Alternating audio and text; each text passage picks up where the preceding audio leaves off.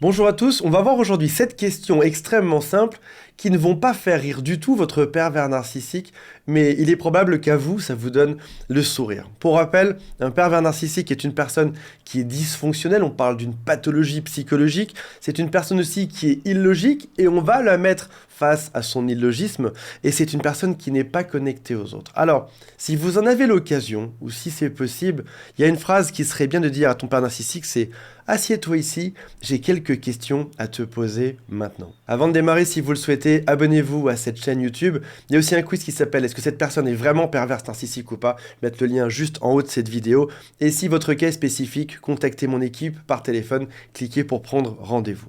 Alors, toute première question qui est extrêmement simple à poser, qui va vous faire sourire, mais qui fera pas rire l'autre, c'est « Si ta vie est si géniale que tu le dis, si tu es parfait, pourquoi est-ce que tu as toujours besoin de le rappeler ?»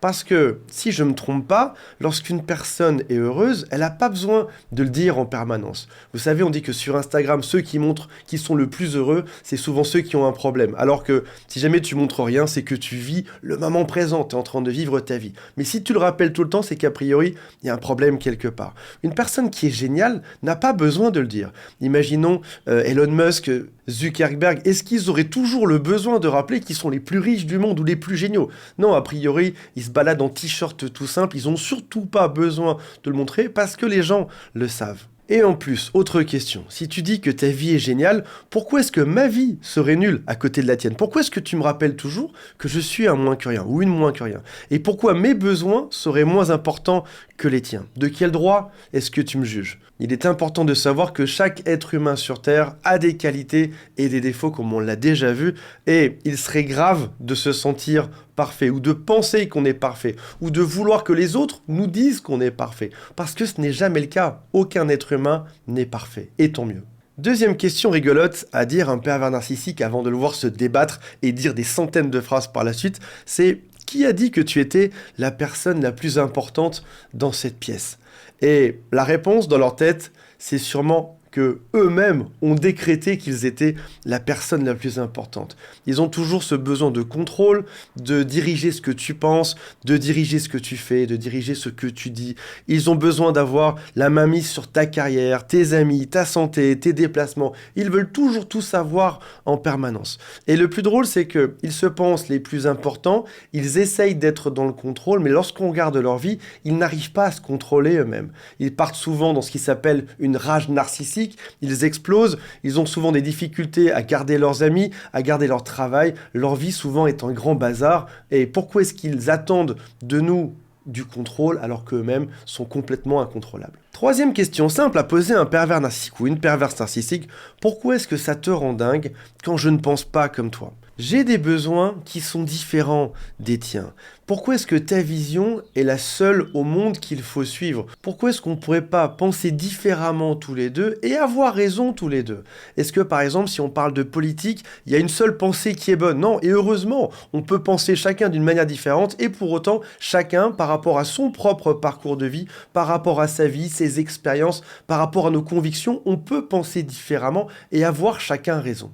Il n'existe pas de loi universelle sur la manière de penser. Il n'y a pas quelque chose qui est gravé, qui dit « on doit penser comme ça, on doit se comporter de telle manière en société, on doit éduquer nos enfants comme ci ou comme ça ». Quatrième question dérangeante pour un pervers ou une perverse narcissique, c'est « de quel droit me critiques-tu » ? Et surtout, pourquoi est-ce que toi, tu n'acceptes pas la critique? On parle d'un double standard, c'est faites ce que je dis, pas ce que je fais. En gros, lui peut me critiquer, mais moi, je ne peux absolument rien dire. Si je dis la moindre chose, il devient fou. Ce qui fait qu'au bout d'un moment, on a l'impression de marcher sur des œufs. On fait très attention à toutes les phrases qu'on va dire pour pas que l'autre explose.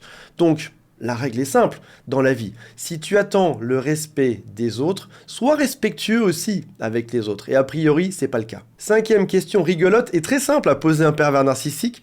Que ressens-tu pour moi? Une personne saine, équilibrée, dirait par exemple, je t'aime. Ou alors dirait, j'ai de l'affection pour toi. Ou alors dirait, je t'ai aimé mais je ne t'aime plus. En tout cas, il y aura une espèce de statut qui serait extrêmement clair. Soit je t'aime plus, soit c'est un peu entre les deux. Mais il y aurait une phrase qui serait prononcée. Alors que si tu poses cette question à un pervers narcissique, tu auras probablement un flot gigantesque de paroles qui peut durer une demi-heure, 1 heure, 2 heures, 3 heures, dans lequel tu vas comprendre entre les lignes que tu dois t'améliorer. Et si tu t'améliores, éventuellement, tu auras le droit à un peu de considération de la part de ton pervers narcissique. On ne parle pas d'amour, bien sûr, mais en tout cas, il va un peu plus te considérer si tu te bats pour combler tous ses besoins. 6e question simple à poser à un pervers narcissique, pourquoi est-ce que tu ne peux jamais admettre tes erreurs? Ou alors, autre question que tu peux poser aussi, c'est que devrais-tu changer dans ta vie pour être plus heureux? La réponse classique à ça, c'est « Je suis parfait, je ne fais jamais d'erreur. Pourquoi est-ce que je devrais admettre mes erreurs alors que c'est toujours de ta faute à toi ?» Et dans ce cas-là, retour à la question numéro 1 de cette vidéo, c'est « Pourquoi est-ce que tu te penses parfait? Est-ce que c'est pas inquiétant une personne qui se pense parfaite sur Terre ?» 7e question, très dérangeante pour un pervers narcissique, c'est « Qui t'a déjà blessé dans la vie ?» Ou alors, quelles sont tes peurs? Quelles sont tes angoisses? Un pervers narcissique est une coquille vide qui fait semblant d'eux. Il va jouer tout un scénario pour faire croire qu'il est puissant, qu'elle est puissante, qu'il est imposant, qu'il est invincible, qu'il est génial, qu'il est beau, etc. Et il est bien incapable de dévoiler une seule de ses faiblesses ou un seul de ses défauts. Ce qu'il faut savoir, c'est que pour un être humain normal, pour une personne qui est saine, dans une relation saine, une peur, c'est naturel. On a tous des peurs sur Terre.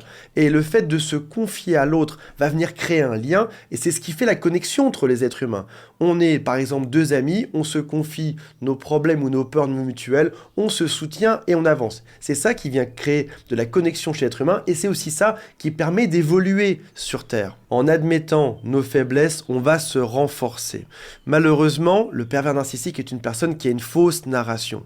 Dans sa tête, tout est parfait, il est surpuissant, il est génial, et on voit bien qu'il y a un problème psychologique chez cette personne. Il n'est pas capable d'admettre une seule peur ou un seul défaut. Voilà mes amis, j'espère que ça vous a intéressé. Je vous rappelle qu'il y a le quiz qui s'appelle « Est-ce que cette personne est perverse narcissique ou pas ?» J'ai hâte de lire vos commentaires et on se retrouve très prochainement. Salut à tous, bye.